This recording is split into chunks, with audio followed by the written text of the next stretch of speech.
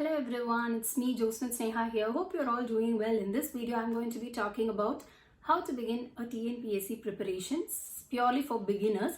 So நான் வந்து நிறைய வந்து கிளாஸஸ்க்கு போறப்ப நான் ஜெனரல் இங்கிலீஷ் ஹேண்டில் பண்ற students because even though my major is English literature நான் ஜெனரல் இங்கிலீஷ் எடுக்கிறதுக்கு மற்ற டிபார்ட்மெண்ட்டுக்கு போவேன் இல்லையா. ஸோ அந்த மாதிரி போறப்ப வந்து நிறைய ஸ்டூடெண்ட்ஸ் வந்து கேட்பாங்க இந்த மாதிரி எப்படி வந்து டிஎன்பிஎஸ்சி வந்து ப்ரிப்பேர் பண்ணுறது, எஸ்பெஷலி ஒரு பிகினர் ஸ்டேஜ்ல இருக்கவங்களுக்கு எப்படி ப்ரிப்பேர் பண்ணுறது அப்படின்னு கேட்பாங்க. நான் வந்து எக்ஸாக்ட்லி வந்து டிஎன்பிஎஸ்சி ப்ரிப்பேர் பண்ணல, பட் பிஜியில் வந்து ஃபியூ மந்த்ஸ் பண்ணியிருந்தேன். அதாவது ஆர்டென்ட்டா இதுதான் பண்ணணும் அப்படிங்கிற மாதிரி இல்லாமல் ஜஸ்ட் எவ்ரி அதர் பர்சன் ஒரு காலேஜ் முடிச்சதோ ஒரு பிஜி முடிக்கிறப்ப எல்லாருக்கும் இருக்கிற மாதிரி நான் வந்து என் ஃப்ரெண்ட்ஸ் ப்ரிப்பேர் பண்ணிட்டு இருக்கப்போ நாங்களும் சேர்ந்து வந்து ஒரு 4 பேர் வந்து ப்ரிப்பேர் பண்ணிட்டு இருந்தோம். ஸோ அப்போ வந்து ஃபியூ திங்ஸ் பண்ணிட்டு இருந்தோம். ஃபியூ மந்த்ஸ் பண்ணனால வி ஆல்சோ நோ எப்படி பண்ணணும் அப்படிங்கிறது. And even though I did not clear TNPSC, I cleared net exam. So வந்து இட்ஸ் ஆல்சோ காம்படிட்டிவ் எக்ஸாம். அதனால நம்ம ஒரு காம்படிட்டிவ் எக்ஸாம் எப்படி அப்ரோச் பண்ணணும், எப்படி இது பண்ணணும்னு சொல்லி நமக்கு தெரியும் இல்லையா.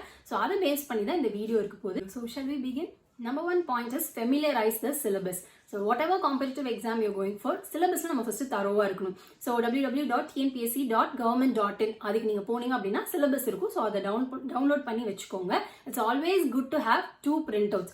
For example, இப்போ மொபைல்ல வந்து பாத்தீங்கன்னா இப்போ இது 13 pages கிட்ட போகுது இந்த ஒரு syllabus இதுவே பார்த்தீங்கன்னா. ஸோ இப்போ இதை நான் ஒவ்வொரு டைம் ரெஃபர் பண்ணி படிக்கிறது, even though I can have 1 handy in my mobile, 2 print out எடுத்து வச்சுக்கிறது நல்லது. ஸோ ஒன்று வந்து நீங்கள் பார்க்குறக்கு உங்களுக்கு யூஸ் ஆகும். நிறைய பேர் சொல்லுவாங்க அதை வாலில் ஸ்டிக் பண்ணி வச்சுக்கிட்டிங்கன்னா உங்களுக்கு ஈஸியாக இருக்கும். ஸோ பார்க்குறப்ப என்னென்ன டாபிக்ஸ் அப்படின்னு உங்களுக்கு டெய்லி பார்க்க உங்களுக்கு அதுவே ஃபெமிலியரைஸ் ஆகும். ஏன்னா நிறைய பேருக்கு அதுவே தெரியாது, படிச்சுட்டு இருப்பாங்க ஆனால் வந்து என்ன சிலபஸில் இருக்குது அப்படின்னு தெரியாது. அடுத்து இதை விடணுமா வேணாமா இம்பார்ட் அதெல்லாமே வந்து தெரியறதுக்கு ரொம்ப இதாகும். ஸோ சிலபஸை வந்து நம்ம தரோவாக இருக்கிறது நல்லது.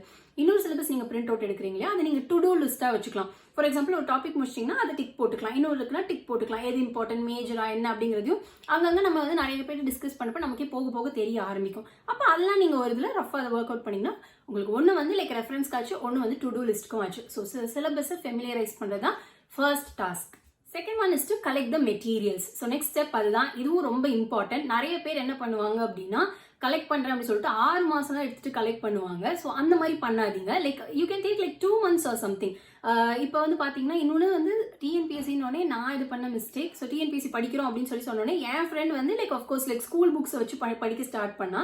ஆனால் நான் என்ன பண்ணேன் அப்படின்னா நீங்க இமீடியட்லி போய் நெட்ல சர்ச் பண்ணோடனே அந்த கம்பைல்டா ஒரு வெர்ஷன் இருக்கும் இல்லையா, அந்த சுரா கைட் அந்த மாதிரி ஒரு செட்டு தான் இருந்தது. அதை நான் வாங்கினேன். அரௌண்ட் 600 or 700 சம்திங் நினைக்கிறேன் அந்த டைமே. ஸோ அதை நான் வாங்கி நான் கொஞ்ச நாள் அதை படித்தேன். ஆனால் என்னால் தூக்கிட்டு எங்கேயுமே போக முடியாது. காலேஜில் தான் நாங்கள் உட்காந்து படிச்சுட்டு இருப்போம். என்னால் அதை தூக்கிட்டு காலேஜுக்கும் போக முடியாது, ஏன்னா அது அவ்வளோ பெருசாக இருக்கும் பல்கியாக. ஸோ வீட்டில் உட்காந்து படிச்சு அதை நான் ஒரு நோட்ஸ் எடுத்து அப்போ நாங்கள் கொண்டு போயிருப்பேன். ஓவர் பாயிண்ட் ஆஃப் டைம் எனக்கு காலேஜ் ஒர்க்ஸ் இருக்க என்னாச்சுன்னா ஐ ஸ்டார்டட் கெட்டிங் போர்ட். என்னால் முடியவே இல்லை. அந்த புக் அப்படியே தான் இருக்குது இன்னுமே. ஸோ அதனால வந்து என்னன்னா அந்த மாதிரி எடுத்ததும் நீங்க போய் சர்ச் பண்ணோன்னே இதை தான் காட்டும். ஸோ இதுக்குள்ள இமீடியட்டா போகாதீங்க. Even though you can use it for your reference. சில டைம் வந்து பாத்தீங்கன்னா அதுல வந்து கான்செப்ட்லாம் சின்னதா இருக்கு. ஆனா நமக்கு டிஎன்பிஎஸ்சின்னு சொல்லி போறப்ப நமக்கு இன்டெப்தா வேணும். Because it's getting really competitive. முன்னாடி மாதிரி வந்து சர்ஃபேஸ் லேயர்ல கேட்க மாட்டாங்க. அதனால வந்து ஒரிஜினல் சோர்சஸ் அப்படின்னு பார்த்தீங்கன்னா ஸ்கூல் புக்ஸ் தான். So 6 to 12 school books collect பண்ணி வச்சுக்கோங்க. If you not ready to spend immediately நீங்கள் வந்து at least old book shops, old book மார்க்கெட்ஸில் போய் கூட நீங்கள் வாங்கிக்கலாம். அப்போ அந்த மாதிரி தேவைப்போ உங்களுக்கு டைம் தேவைப்படும். அதுக்கப்புறம் நிறைய ரெஃபரன்ஸ் மெட்டீரியல்ஸ் நீங்கள் கலெக்ட் பண்ணுற மாதிரி இருக்கும். ஸோ அதனால தான் ஒரு 2 months அந்த மாதிரி எடுத்துட்டு இதெல்லாம் கலெக்ட் பண்ண ஆரம்பிங்க. அப்படி கொஞ்சம் அதை பார்க்க ஆரம்பிங்க, ரிவ்யூ பண்ண ஆரம்பிங்க. Not exactly start reading immediately, but அப்படியே லைட்டாக ரிவ்யூ பண்ணுங்க. என்னென்ன இருக்கு, என்னென்ன தேவைப்படும் அப்படின்னா அந்த சிலபஸ் இதையும் வச்சு பார்க்குறப்ப உங்களுக்கே தெரியும். So I think 1 or 2 months is enough to collect all these. Third one is stop showing preferences. For example நம்ம ஸ்கூல் புக்ஸ் தான் படிக்க போறோம் அப்படிங்கனால நம்ம வந்து வி வுட் நோ இந்த சப்ஜெக்ட் எனக்கு ரொம்ப பிடிச்சிருக்கு, இது பிடிக்கல. ஸோ பிடிச்ச சப்ஜெக்ட் அதிக டைம் கொடுத்துட்டு பிடிக்காத சப்ஜெக்ட் அப்படியே நம்ம விட்டுறவே கூடாது. பிகாஸ் எனக்கு அது பிடிச்ச சப்ஜெக்டா இருக்கும், ஆனால் அதுக்கு வந்து கொடுத்துருக்க அந்த அலாட்டட் அந்த ஸ்பேஸ் வந்து கொஞ்சமாக தான் இருக்கும். ஆனால் அதுக்கு நான் ரொம்ப டைம் போட்டு எனக்கு பிடிச்சிருக்கேன், நான் ரொம்ப டைம் போட்டு அதை எஃபர்ட் எடுத்து பண்ணிட்டு இருப்பேன். அதுவே பிடிக்காத சப்ஜெக்ட் ரொம்ப இம்பார்ட்டண்ட்டாக இருக்கும், அதை நான் அப்படியே கம்ப்ளீட்டாக விட்டுட்டேன்னா இட்ஸ் அப்சல்யூட்லி ஃபியூட்டைல். அதனால வந்து அதை பண்ணவே கூடாது. ஸோ நீங்கள் பேலன்ஸ் பண்ணி படிக்கலாம். ஃபார் எக்ஸாம்பிள் ஒரே சப்ஜெக்டை என்டையராக படிக்காம இது கொஞ்சம் படிச்சுட்டு இது கொஞ்சம் படிக்கிறப்ப you will feel bit fresh. And இது வந்து போர் அடிக்கிறப்ப கொஞ்சம் அப்படி இது நீங்கள் மாறி படிச்சிங்கன்னா உங்களுக்குமே வந்து கொஞ்சம் யூஸ்ஃபுல்லாக இருக்கும். ஸோ அதனால வந்து stop showing any preferences, priority இதுதான் அப்படின்ற மாதிரி பண்ணாமல் எல்லாமே நமக்கு தேவை இந்த டிஎன்பிஎஸ்சியில், especially if you have to pass அப்படிங்க. Fourth one, have a proper schedule or schedule. Scheduling is really important. ஏன்னா வந்து ஆஸ் ஐ டோல்ட் யூ முன்னாடி சொன்ன பாயிண்ட் மாதிரியே தான் இதுக்கு ரொம்ப நேரம் படிச்சுட்டு இதுக்கு கொஞ்சம் படிச்சுட்டு அந்த மாதிரி பண்ணக்கூடாது. So within the stipulated time ஒரு எக்ஸாம் வரதுக்குள்ள ஒரு 4 to 3 months இருக்கு. இல்லை இப்போ now you are a beginner அப்படிங்கிறப்ப உங்களுக்கு ஆல்மோஸ்ட் ஒரு 6 months ஒரு 1 year அப்படின்னு நீங்கள் ஒரு டைம் வச்சுக்கோங்க. அப்போ அந்த ஸ்டிப்புலேட்டட் டைம்குள்ள நம்ம எல்லாத்தையும் கவர் பண்ணி முடிக்கணும் அப்படிங்கிறப்ப பிளான் வச்சுக்கிறது ரொம்ப இம்பார்ட்டன்ட். ஸோ பிளான் பண்ணி வச்சுக்கோங்க. காலையில் எந்த சப்ஜெக்ட் படிக்கணும், அதுக்கப்புறம் இது, அதுக்கப்புறம் இப்போ நீங்கள் ஃபுல் டைம் ஆஸ்பிரண்ட் அப்படின்னா பிளான் பண்ணி நீங்கள் இது பண்ணிக்கலாம். உங்களுக்கு ஆல்மோஸ்ட் என்டையர் டே இருக்கும் ப்ரிப்பேர் பண்ண. But if you're college going aspirant or anything உங்களுக்கு அந்த அளவுக்கு டைம் இருக்காது. இன் தட் கேஸ் காலேஜ் போகிறதுக்கு முன்னாடி மேபி நான் கொஞ்சம் வந்து ரிவைஸ் பண்ணணும், ஒரு படிக்கணும், அதுக்கப்புறம் போயிட்டு வந்து கொஞ்சம் ரெஸ்ட் எடுத்துட்டு அதுக்கப்புறம் கொஞ்சம் ரிவைஸ் பண்ணணும், அதுக்கப்புறம் படிக்கணும், அதுக்கப்புறம் தூங்குறதுக்கு முன்னாடி டெஸ்ட் பேட்ச், அந்த மாதிரி ஒவ்வொரு இது வந்து நீங்களே வந்து பிளான் பண்ணி ஷெட்யூல் பண்ணி வச்சுக்கோங்க. இல்லைனா வந்து உங்களுக்கு ஏன்னா உங்களுக்கு காலேஜ் ஒர்க்கும் இருக்கும். ஸோ இப்போ அதிகம் போயிட்டு வந்து பண்ணுறப்ப இதையும் பண்ணுறப்ப ஸ்டாப் பண்ணக்கூடாது. அதனால ரெண்டையும் பேலன்ஸ் பண்ணுற மாதிரி நீங்கள் கண்டிப்பாக ஒரு பிளான் வச்சுக்கோங்க. அது ஒரு நோட்டாக நீங்கள் மெயின்டைன் பண்ணிங்கன்னா ரொம்ப சூப்பராக இருக்கும். டைரி ஒரு எழுதிங்கன்னா உங்களுக்கே தெரியும் how far you have come அப்படின்னு சொல்லிட்டு. Next point is collection of previous year question papers. So இதுவும் ரொம்ப இம்பார்ட்டன்ட். ப்ரீவியஸ் கொஸ்டின் நீங்கள் கலெக்ட் பண்ணி வச்சிருந்தீங்கன்னா இதெல்லாம் நீங்கள் ட்ரை பண்ணி பார்க்கலாம். அப்போ உங்களுக்கே வந்து லைக் ஒரு செல்ஃப் இவாலுவேஷன் பண்ண மாதிரியும் ஆச்சு.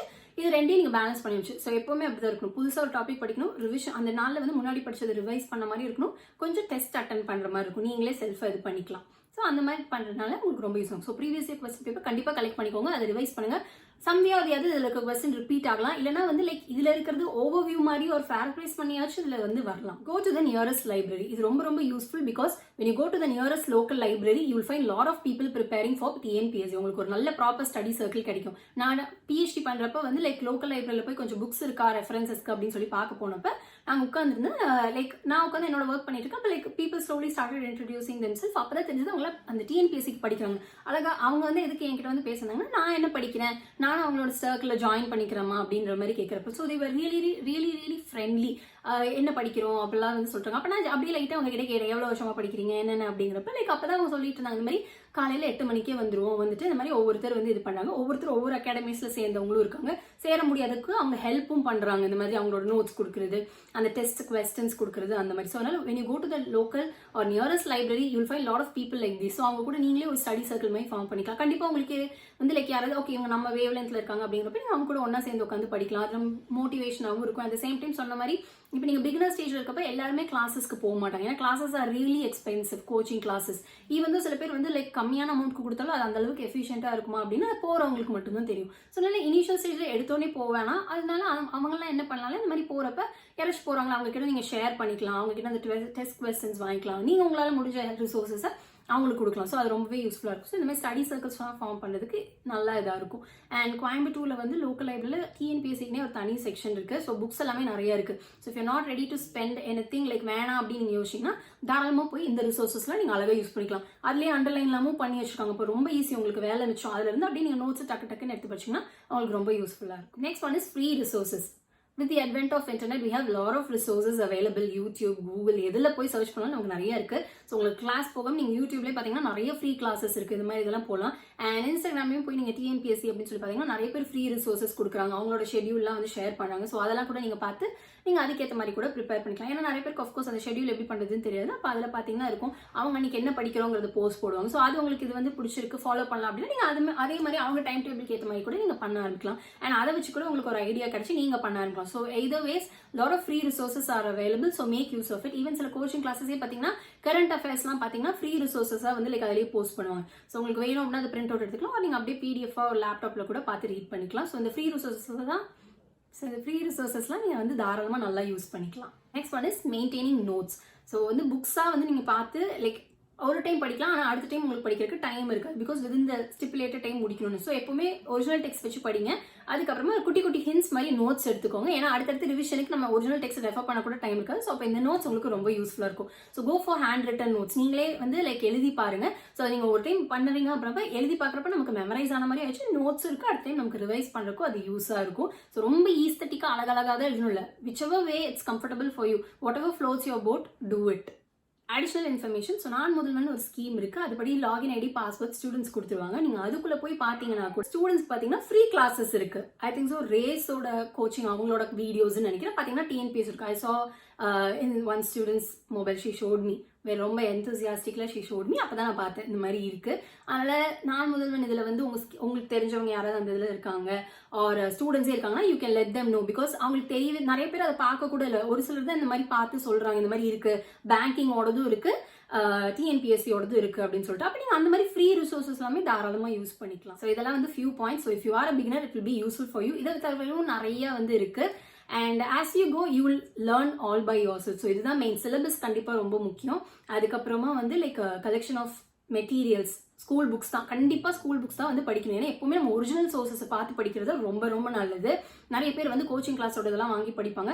ஆல்ரெடி உங்களுக்கு தெரியுது, அந்த இன்ஃபோ தெரியுது, அதுக்கப்புறம் படிக்கிறது வேற. அது தப்பாக கொடுத்துருந்தா கூட உங்களுக்கு தெரியும். So always go for original sources. Next வந்து டெஸ்ட் எழுதி இது பண்ணுறது, ஷெட்யூல் ப்ராப்பராக போட்டு பண்ணுறது, and go for free resources. And if possible study circle form பண்ணி கூட படிக்கலாம். That's all for today. We'll meet in some other video. Until then, stay safe and make healthy choices.